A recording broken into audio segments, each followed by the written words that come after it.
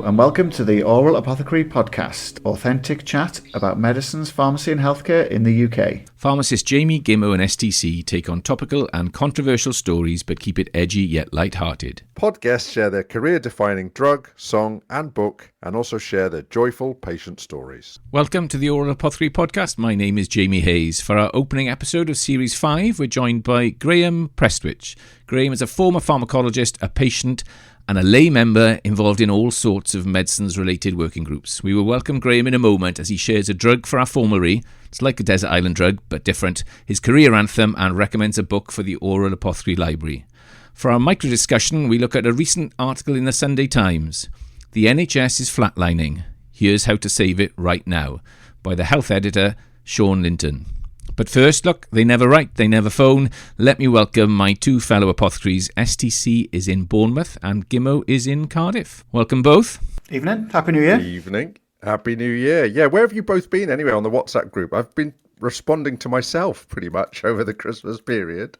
We've started a new WhatsApp, Steve. Yeah, it gets a bit too much sometimes, Steve, when you're all excited about a new series. I know. Do you know, I've often thought that whether or not groups that I'm in, that they set up a group that says minus SDC. It's a function now on WhatsApp. It should be anyway. I know, my enthusiasm sometimes gets ahead of me, but I have to say I am very excited about starting Series 5. I really am. So we've got a good series lined up, haven't we? Great series lined up. Yep. Yes. We're looking at for a more patient focus for this series, so it's a good one to kick off with. What have you been up to, Steve? Well, I've been really super busy actually about this whole kind of subject matter the last 2 days. So just as a very quick intro, I spent a lot of time yesterday with a lot of the alumni of the Aural Apothecary. So Lawrence Brad, Lely Obo, Claire Howard, and Professor Emma Baker, who's a clinical pharmacologist, talking all about how could we do something to help integrated care systems. So these groups within, almost like Dorset is one integrated care system. How do we help the leaders make decisions about how to deal with polypharmacy and overprescribing? And so we did that yesterday. And then today I was talking to NHS England with Lawrence Brad again about helping them with their media work around how to get the messages out about overprescribing. And then I did a session today to a lot of diabetic people who work in primary care, and I was really challenging them to not think as single organologists. And they're not quite single organologists, to be fair to diabetes, of course they're not, but I was challenging them about thinking about multimorbidity and polypharmacy and taking on people's values and preferences. So this is our day job, isn't it? And so that's why I'm excited to be here. So we're 3 minutes into the new series and he's gone single organologists already. Gimmo, what have you been up to? Yes, well, it's been Christmas and New Year's, hasn't it? But I suppose, like most people in the NHS, it's tough times. Armageddon. Yeah, well, it is. And so yeah, a lot of work going on about how we can relieve the pressure and stuff. I suppose outside of work, I did my first part run for year. In fact, it was in a long time, and I realised I'd only done one before that, so it was actually my second part run. So that was good in the mud. So I'm going to be able to join you and your chums, Jamie, as you refer to them. Welcome to the cult. And I'm getting stuck into I'm doing the ILM Level 7 coaching qualification. So I'm following, it's the executive coaching qualification. So I'm just following Jamie and everything, basically. Leaders and followers, STC. Leaders and followers. I'm not doing that. Yeah, no, don't. Look, just to help set the tone for this episode and perhaps the series, look, just before the festive break, the day after we recorded the Aural Apothecary Almanac, actually, I delivered my final workshop of 2022, and it was a public workshop on the psychology of medicines, joined by 30 members of the public, aged 50 to 90 years of age. The venue was Puthcall Rugby Football Club in South Wales. No slides, just me and a conversation with the public, and I have to say it's probably one of the most rewarding workshops I delivered all year. We talked about shared decision making, describing risk and benefits, treatment burden, sustainability. We even talked about numbers needed to treat and numbers needed to harm. So I'm looking forward to doing more of those in 2023. Do you want to mention the group that you spoke to or not? Yeah, so it was the University of the Third Age, U3A, and they've already invited me back for more, and I can see huge potential in having conversations with that particular organisation around all the stuff we talk about on the Aural Apothecary, actually. And then the other one I wanted to mention, look, I think I might have a new term for us. I was listening to a Stephen Fry on a podcast the other day, and he described sodium valproate as a disgraced pharmaceutical. Ooh. And so I quite enjoyed that term, a disgraced pharmaceutical. Is that because you're going to need two separate clinicians to decide that you can actually be prescribed it from now on? I think that's part of the MHRA guidance, isn't it? I like that term, but that could be a new feature, yes, disgraced pharmaceuticals. Not just thrown together. Oh, yes. Oh, maybe we don't want to stress Graham out, but maybe we should ask him for one. No, we won't. Maybe, I know we're having an editorial meeting on air, but maybe we could have one at the end. We'll all get our thinking caps on. Okay, let's move on. It's our great pleasure to welcome Mr. Graham Prestwich of the Aural Apothecary. Graham's full bio will be available in the show notes. Here are some highlights. There's lots. Graham's a pharmacologist by background with a 20-year career in the pharmaceutical industry, starting with 3 years in cancer research and the mechanism of action of tamoxifen in breast cancer. In 2012, Graham was appointed non-exec director for Leeds North Clinical Commissioning Group with specific interest in patient and public involvement. Over the 6 years, the role included chairing the Primary Care Commissioning Committee and setting up and chairing a novel patient assurance group. During this period, he developed Me and My Medicines, which I'm sure we'll come on to in the next 30 minutes or so. He's also involved with dozens and dozens of projects and initiatives, often as a lay member. Welcome to the podcast, Graham. Good evening, all. Lovely to be here. There's a lot in that bundle that you supply, Graham, of your extensive career and experience. But what's a medicines-related matter you would like to talk about with us on the podcast? Well, my passion and hobby is really helping the person on the receiving end of the medicines to have a much bigger and important role in the choice and use and getting the support that they need to do their job properly. I've likened the patient in many instances to the project manager. We get landed with the job as the prescription is handed over to us. What it should really say is you've just been appointed project manager, no training, no support, no extras, no expense account. You just got the job. Get started. And you either sink or swim on what you know and who is there to help you and your past experience. And I think that contributes hugely to some of the inequalities in health outcomes, because those who are not good project managers struggle, and those who are good project managers do quite well out of it. So, Graham, very quickly before Steve comes in, look, it's almost 7 years to the day that you published that piece in the BMJ, I think, isn't it, on project, what did you call it? Management Opportunity. We'll put it in the show notes, and it is a very clever, great read, and so true. And at halftime in my talk to the public, several people came up to me at halftime, and that's what we got talking about, really, is navigating the system and having a project manager, either for yourself or your loved ones. Oh, I've just remembered, you mentioned halftime. It made me think, please don't tell me that you had needed to peel a load of oranges before you started for the halftime interval. I didn't. They did have tea and coffee on cups and saucers, though. What I was going to say, though, so I met Graham, I've known him for a while now, and I think I met him for the first time at the very first meeting of the National Overprescribing Report that Keith Ridge was in charge of, which is pre-pandemic, believe it or not. And I've heard Graham you give that example many times now, and every single time he says it, I think to myself, he's absolutely nailed it. And that is really what we're talking about. And so that's why we had to open up Series 5 of the Aural Apothecary with you, Graham, because we want to engage patients and patient advocate groups to say, yeah, it's okay to ask, which is part of your remit, isn't it, in relation to Me and My Medicines? That has been the whole theme of such a simple piece of work that came out of about 60 plus, nearly 70 conversations with people from around West Yorkshire about how they were getting on with medicines and some of the challenges that they faced.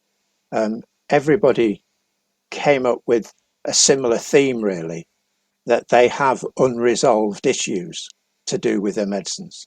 If that issue is not resolved, taking a course of action on your own every day, reordering every month, is not going to happen enthusiastically if you have an underlying issue that's filling your head with doubt and concern.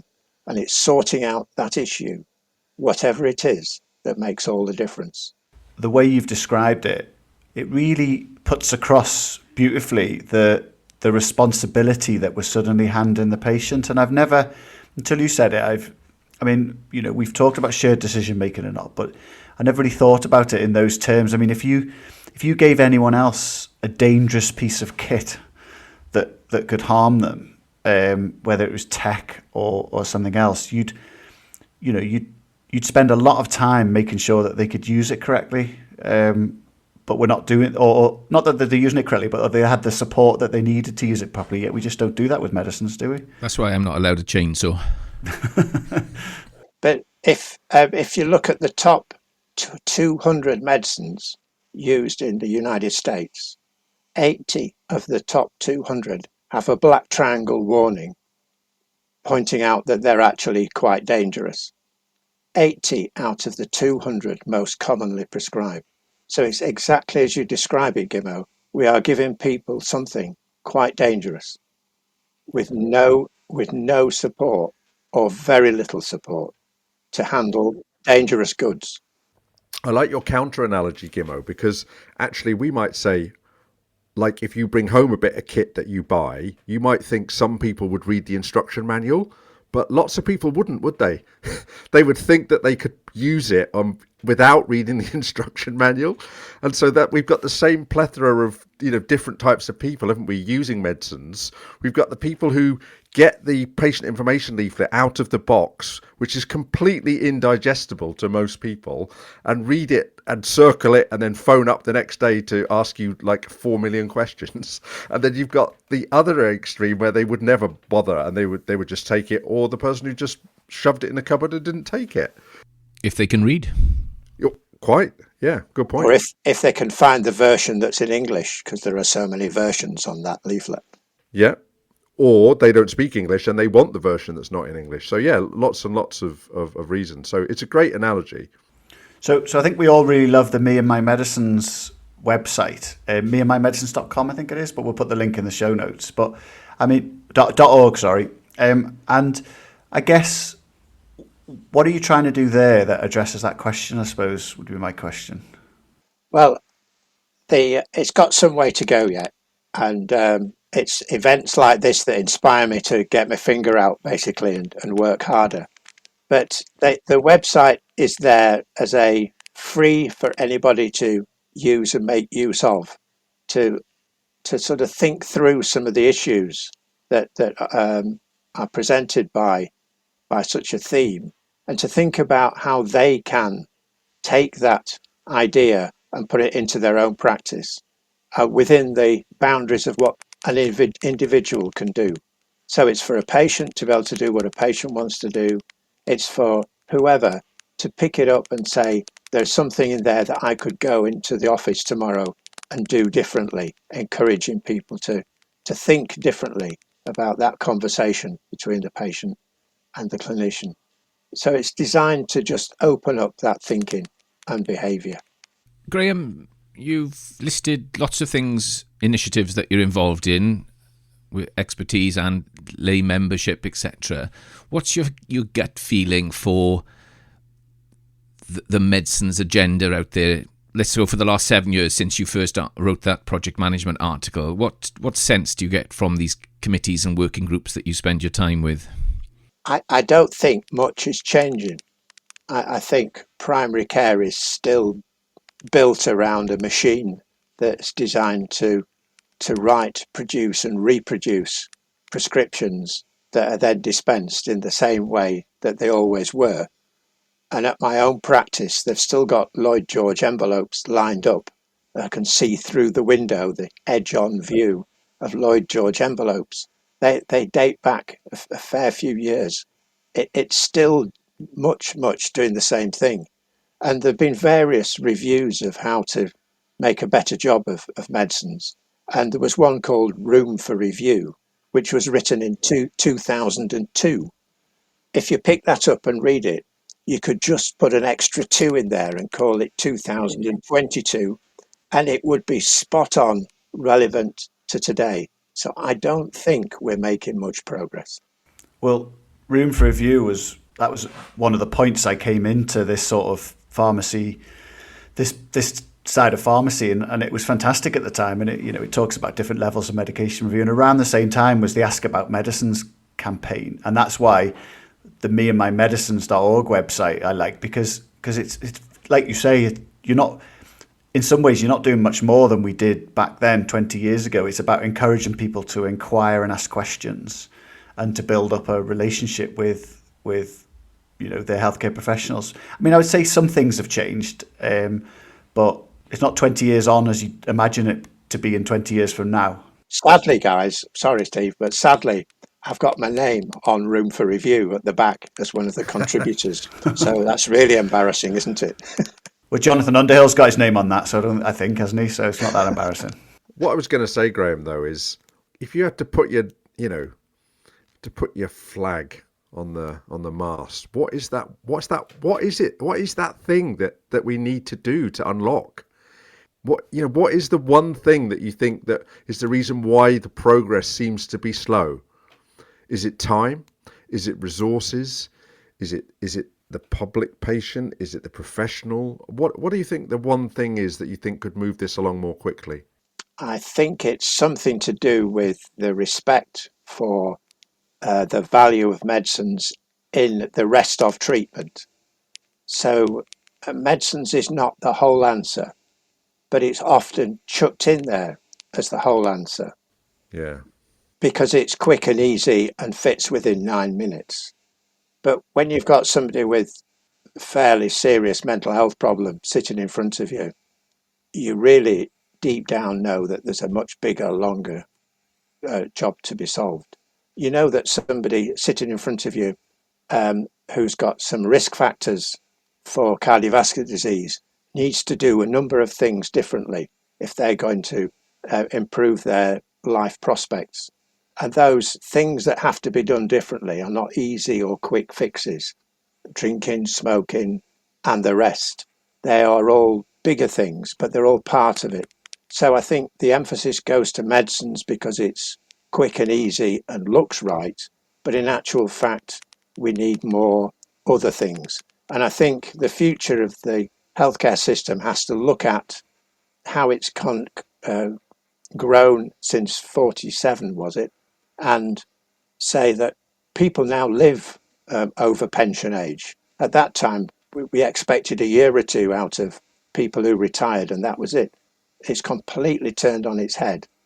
And we need to redesign the system around keeping people involved in that health so that health becomes part of daily life, not as an add-on that somebody else does. It's got to become part of our day, not somebody else does it for us. And that's a long haul, but we have to get there. You're right. We mentioned it in the Almanac episode, but the David Haslam book, which is about the side effects of healthcare and where we went wrong, that point is very strongly made within the book. I know the others have read that book, and it is an excellent read. But the other thing I was just thinking about, I love podcasts, so I've got to give a podcast shout out to the Wreath Lectures this year, from 2022. Did anybody listen to those? They're the 4 freedoms, and they're based on Franklin D. Roosevelt's famous 4 freedoms from 1941. And it's about the freedom of speech, freedom of worship, freedom from want, and freedom from fear. And as you might expect, they're incredibly clever and intellectual and make you think a lot. But if I'm honest, and there were some very highbrow people, including Rowan Williams, the ex-Archbishop of Canterbury. But the one I would suggest that people listen to, and I'm going to tell you why I think it's highly relevant, was a chap who I'd never heard of. His name is Darren McGarvey. He's Scottish, and he spoke very eloquently about freedom from want. But his angle is that he grew up in a very, very deprived area. He was a drug and drink addict, and he basically talks about, and that's why I think this is key, he talks about the welfare state. So same kind of time as the NHS, the welfare state was brought together to help people, okay? And actually, even though he came and needed it when he was younger, he's realised, and he uses the word agency, and that seemed to be a word that went through the whole of the Wreath Lectures, is that you need agency. In other words, what Graham has just said, the individual who's the one putting it in their mouth has got to take some responsibility, but the system has got to help them to be able to do that. You can't just rely on the system. And it was a brilliant lecture, really, really good. That's terrific. Terrific point, Steve, because a number of the patients involved in putting me and my medicines together talked about their willingness to take some responsibility if they could understand what that responsibility involved. And somebody else from the group talked about blame.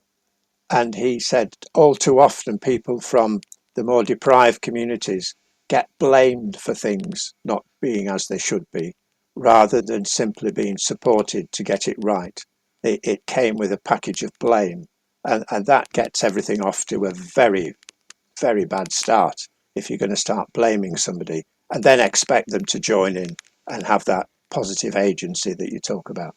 So it sounds like a really good listen. I mean, that's going back. I can't remember if I said it last time, but it's this Sir Michael Marmot quote, isn't it? Don't blame the patient, blame their poverty. If I can be allowed, guys, I was reminded today of an encounter. That doesn't sound quite right. A meeting or several meetings with a respiratory consultant from Newcastle, who passed away some 8 years ago now. But that guy I met first in 1979. He was a respiratory consultant at the Royal Victoria Infirmary in Newcastle, and we were talking about the management of asthma. And Alistair Brewis talked to me about him feeling personally responsible if one of his patients landed on his ward suffering from acute severe asthma.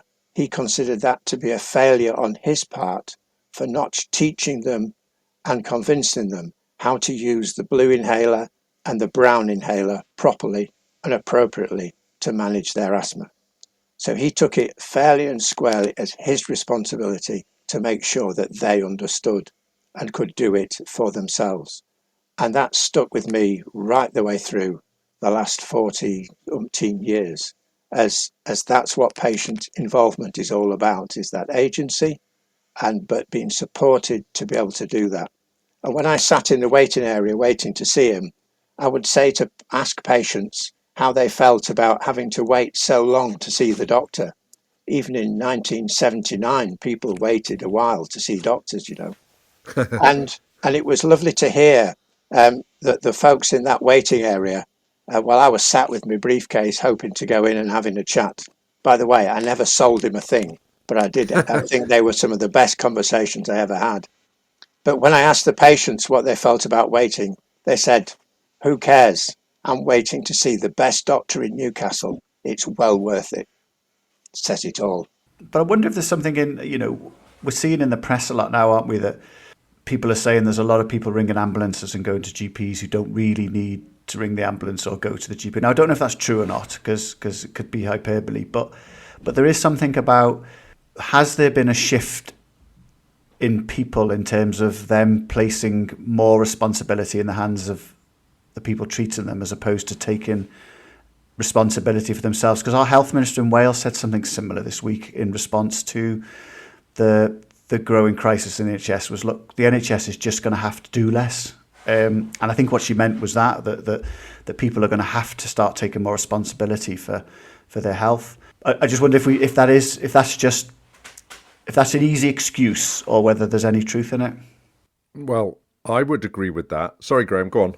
I was just going to say, I think we have to have fresh eyes looking at some of these things, because if somebody's ringing up and they've got an issue, let's give them the benefit of the doubt that issue matters to them. It might be because they weren't organised. It might be because they didn't organise their repeat prescription, and therefore they've left themselves in an awkward place, and so they just ring up.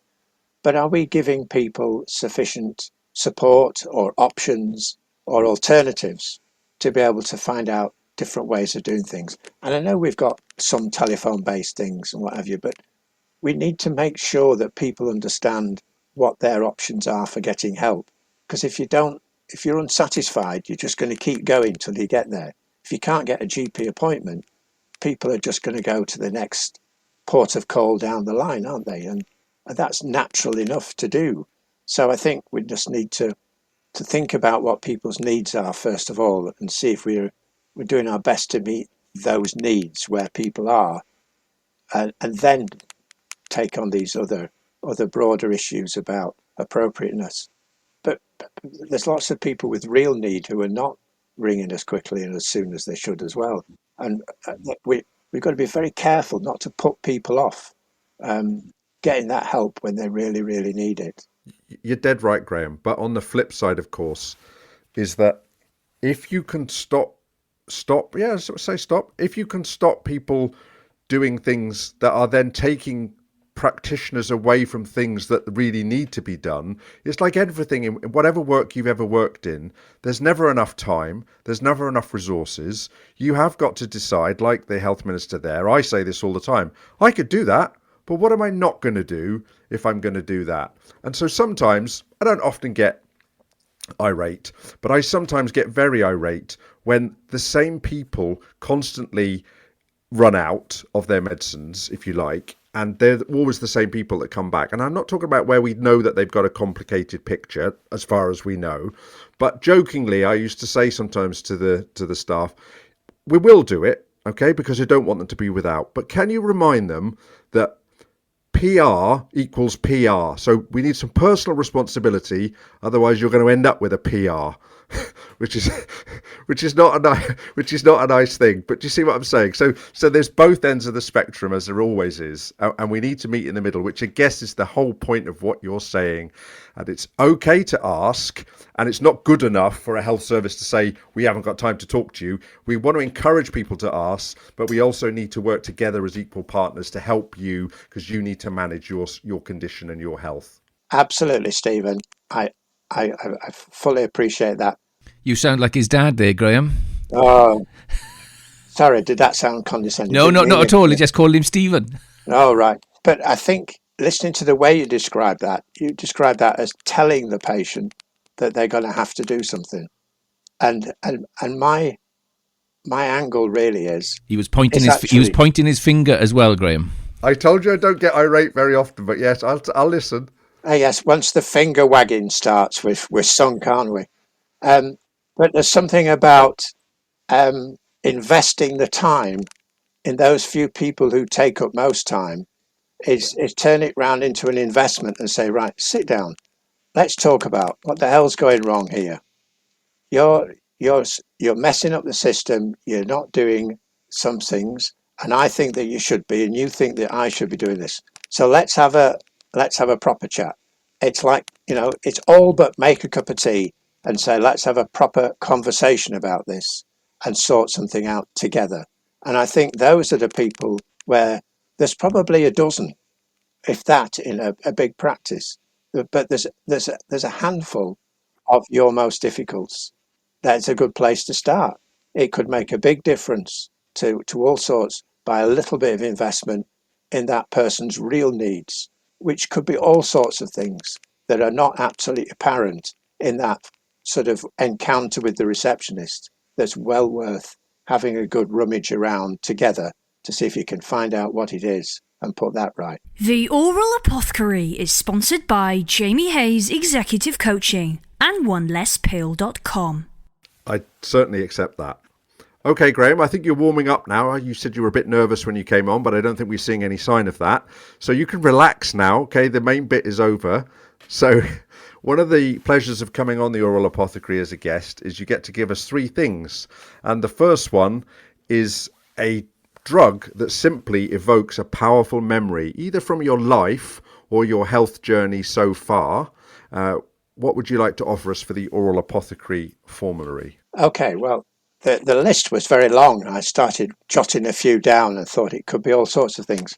But I've arrived at one that for me captures so many different aspects of medicines generally that people could relate to and work through. And it's a great exemplar of all the sorts of things that we talk about. Before you name the drug, just go through the list a little bit for us, Graham, of what you've discounted. Just give us a couple of ones that were on the list but didn't make the final. Jamie, that's very good. Normally you get really hetty if people want more than one. Well, he's not having more than one, is he? Because he's discounted them. Yeah. Well, it started off with tamoxifen. Of course because it did. That was the one that kind of shaped a lot of aspects of my life, but it was really quite character building, the sort of stuff that happened in and around tamoxifen, and the stuff that I learned as a person, really. So that drug still being alive today, the guy I worked for in 1975 wrote to me at Christmas, wishing me a happy Christmas, and asked if I'd bought his book yet, which was about the life story of tamoxifen, because he's now a big wig in the States and still championing the tamoxifen story. So that was him, and so that was really special to me, and with all its ups and downs and all those things with it, it's fascinating. The second one that I had on the list was warfarin, because it was an important exemplar of the fact that we need to tune things to individuals and people, and I like the whole notion of tuning it. And my father, who's now long passed away, was prescribed warfarin. I remember he was a hospital pharmacist, a chief pharmacist in a hospital, and in his latter days, he absolutely refused to take warfarin because to him it was simply rat poison, and so it wasn't coming on the list. So that one was an example. But then I arrived eventually at the one I've chosen, and that one, if I may, is alcohol. I think it's an excellent drug. It is one of those drugs that we could do well not having at all. It's a great example of not having any is okay.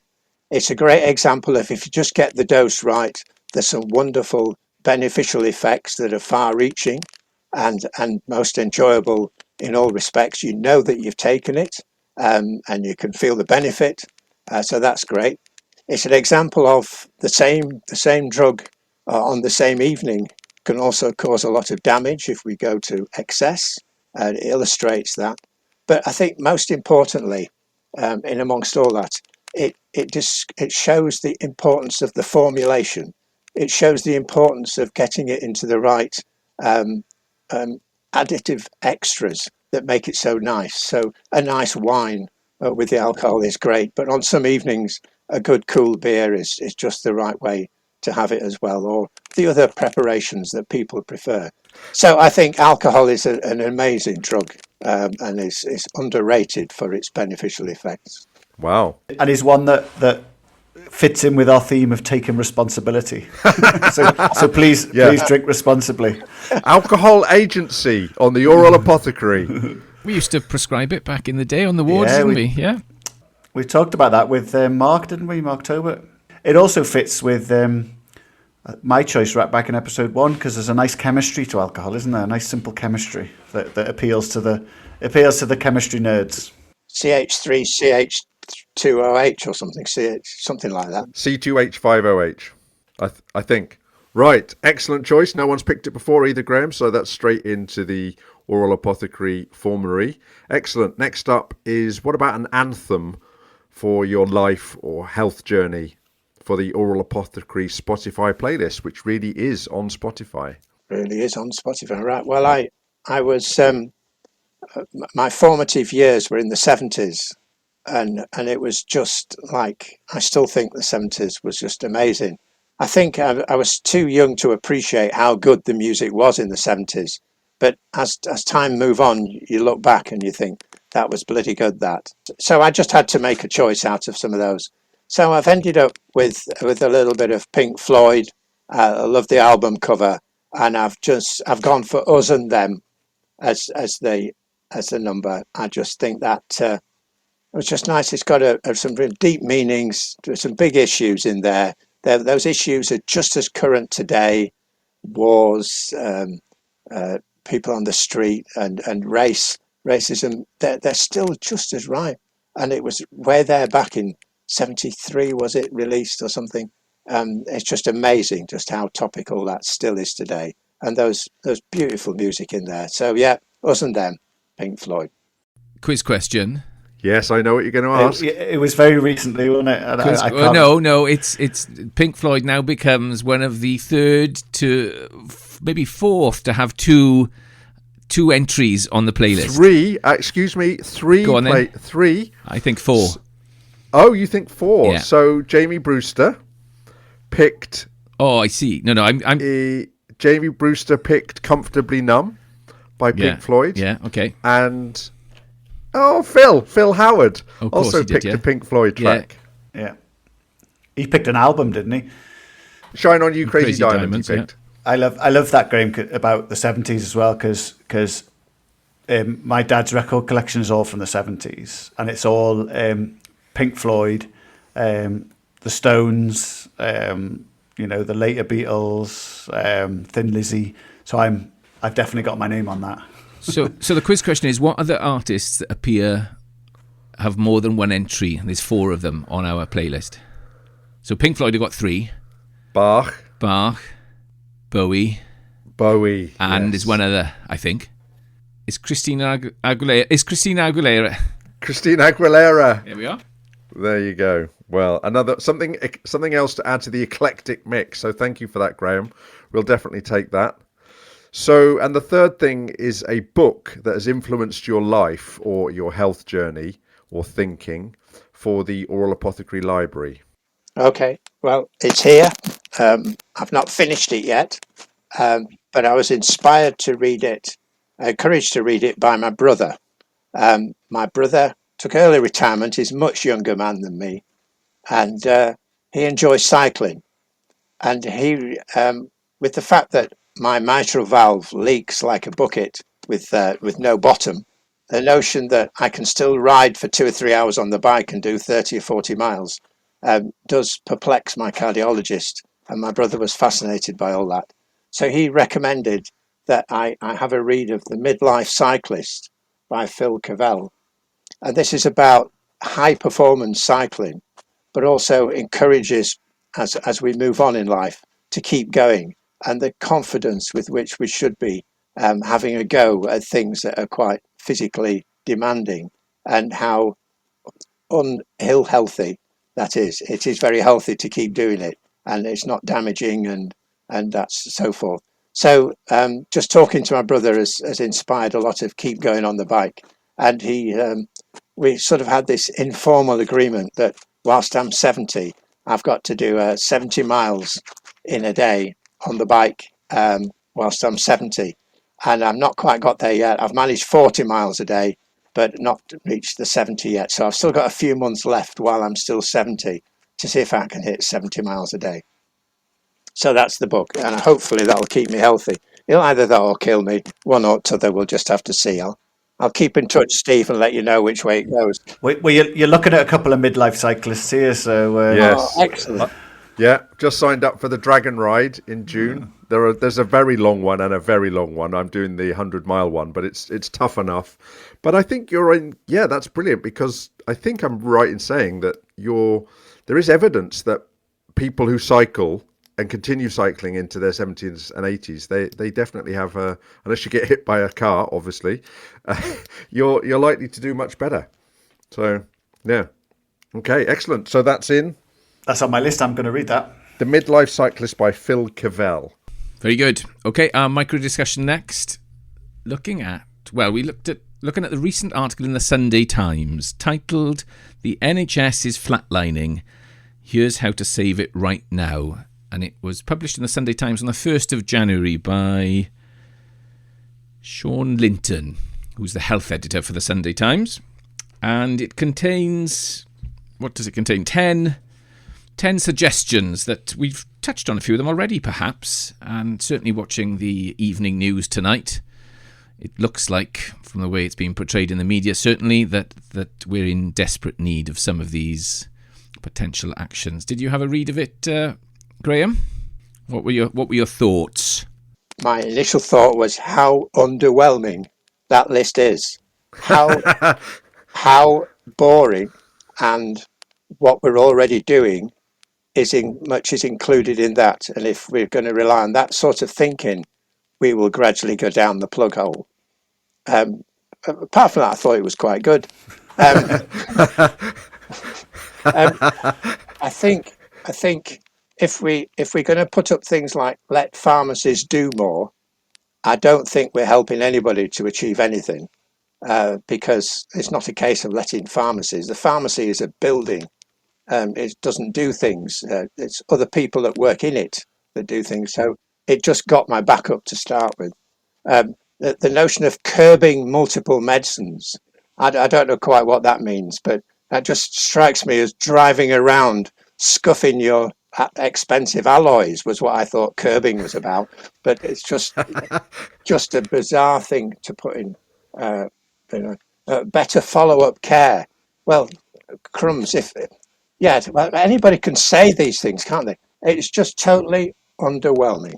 And embracing genetic testing, it's just not inspiring at all. And that's what worries me. It's clearly not had the input from the sort of group of people that you were talking to in South Wales the other day, Jamie. Is the students of the third age could add a lot more interesting stuff to that.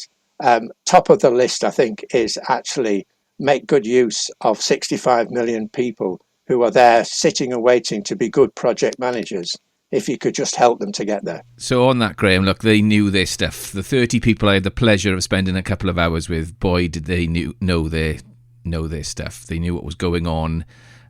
They were a little bit stunned when I mentioned most medicines don't work in most of our patients most of the time. And so I had to sort of repeat that for them and then explain that a little bit for them. But yeah, you're spot on, Graham. And so they certainly would have something to contribute to an article such as this. Yeah, because I think what it said that relates to what you just said there, Graham, isn't it? It says something like utilise the community to help. Because one of the big problems, as everyone knows, is getting people at the back door. And so they use the horrible term bed blockers, which I don't like at all. But the issue is, as we know, isn't it, that there are people who are healthy in hospital, healthy enough to go home, but there's nowhere for them to go to. And we've been thinking about this is a lot of the needs that these people need met is medicines needs. So they can't go home because their medicine support needs can't be met. How can we get, instead of relying on the statutory services, how can we get the community to better support these people so they can go home or they can go to their place? Because we just haven't got the services to deliver what we need to, yet we don't trust the community or utilise the community enough to support them. Don't know the answer to that, but that was one I did like, even though, as you say, the way he's explained them is a bit simplistic. But I think there's something in that we perhaps haven't tapped into yet. So in my grandiose moments, when we read this article, and I said to the chaps on WhatsApp, of course nobody answered, and I said, we don't want to let a good crisis go to waste. Why don't we use this article with perhaps all of our guests who are patients or patient advocates in Series 5 and ask them which ones they disagree with? And I think you've done a fantastic job, Graham, at explaining why perhaps it needed a little bit more thought. And I sort of said, well, maybe we could come up with the Aural Apothecary Tonic list for the NHS for 2023. So I think you're offering, Graham, that in their style, you're offering, using the words that you used earlier, trust patients to actually have some shared responsibility. Is that what you're saying in a nutshell? I'm saying, yes, you can trust us, but we need some support and some coaching to be able to be trusted. We cannot do it. We cannot be cast off into the ocean in a little boat with that trust and leave them to it without the constant ability to have the support that we need to be able to grow that confidence and do things for ourselves, knowing that there's support where it can be accessed and that we'll understand that we're needing to be supported in our decisions and question some things from time to time because we didn't understand everything. So it's to build the infrastructure to cast people off with that support and trust them to do it. So support, then trust. Yeah. One of the things I highlighted in the first couple of paragraphs was the advice trap. They've gone straight into giving advice. And you've just mentioned the word coaching, Graham, which all different types of coaching out there, but within coaching there's a trap. And so telling people what to do, we know is not going to help improve the situation often. Yeah. It's that whole concept of doing that, I think, is really important to this. So that would be one. I think the second thing I'd like to put into that list, if I can, guys, is something about making better and good use of all the data that the NHS collects about us in a constructive way, to be more specific about what works and what's effective and what's safe, and what's dangerous is ineffective and unsafe. And we could do that if we used much more of the data in a wise way to be able to identify what's good and not so good. Thinking of older people, for example, where medicines are not studied in trials, because you just can't do that in 80 and 90-year-olds safely. But we still need to know whether what we've prescribed for somebody who's 85 or 90 years old is appropriate. Is it effective? Is it safe? Is the benefit greater than the harm?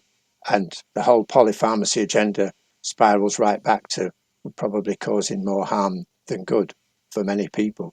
It fits beautifully, though, under your support, then trust. So in other words, support people to make decisions using the BRAN acronym, the benefits, risks, alternatives, doing nothing, and then trust and respect that we've had the decision, we've had the conversation, we've listened, and this is the current way forward. That still fits under your support, then trust, doesn't it? What was the I that Lucy Pollock added to Bran? She turned it into brain, didn't she? She did. I thought you were going to say she turned it into brandy. No, she turned it not been in keeping. So she suggested adding instinct and individuality into the Bran conversation. But I suppose my point, this is all still about the individual. My point was about that within communities and within families, there are people who are experienced in taking medicines or other aspects of healthcare that can help as well. So we're still relying on it being healthcare professionals doing the support, whereas I think that support can be provided from within the community, and we need to get better at that. I suppose that's where I was coming from.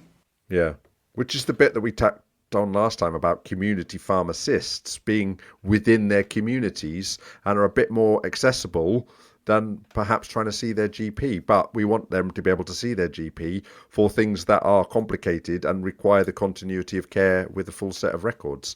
But that's what we said really in the almanac, wasn't it, when we foresaw that 2023 was the year for community pharmacy, right? Okay, a big thank you to Graham for joining us on the Aural Apothecary and for sharing his stories, his Desert Island Drug, his career anthem, and his book for the Aural Apothecary Library. Coming up next time, we'll be joined by Deborah Duval, patient and managing editor of Kidney Care UK. Join us next time. You can contact us via Twitter at Aural Apothecary. We're on LinkedIn. You can email us at auralapothecarypod@gmail.com. Over to Gimmo for the final ingredient. Thanks, Graham. I really enjoyed that. And just a reminder, I think it was meandmymedicines.org. If people want to have a look at the website, I recommend that they do. Okay, so we always try and be nice to each other here on the Aural Apothecary. But did you know that civility saves lives? So thank you to one of our listeners, Alex Farmer. He's a pharmacist who works in emergency medicine. He sent us in an email a link to an organisation called Civility Saves Lives. So it's a group of healthcare professionals aiming to raise awareness of the power of civility in medicine. They maintain that civil work environments matter because they reduce errors, reduce stress, and foster excellence. They go on to say almost all excellence in healthcare is dependent on teams, and teams work best together when all members feel safe and have a voice. Civility between team members creates that sense of safety that is a key ingredient of great teams. So what happens when someone is rude?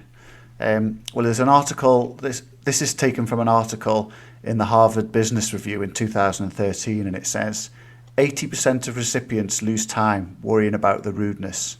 38% reduce the quality of their work, 48% reduce their time at work, and 25% take it out on service users. And that results in a 20% decrease in performance. And for those service users or patients themselves, they report 75% less enthusiasm for that organisation. So there we have it. Incivility or being rude affects more than just the recipient, it affects everyone. So be nice to everyone. Civility saves lives. This was a 3 Apothecaries production. Sound engineer Jimbo Slough. Original music Jamie Brewster. Artwork by David Baker. Thanks for listening to the Aural Apothecary podcast, where we always dispense with accuracy. This episode of the Aural Apothecary is sponsored by onelesspill.com, a medicines optimization consultancy.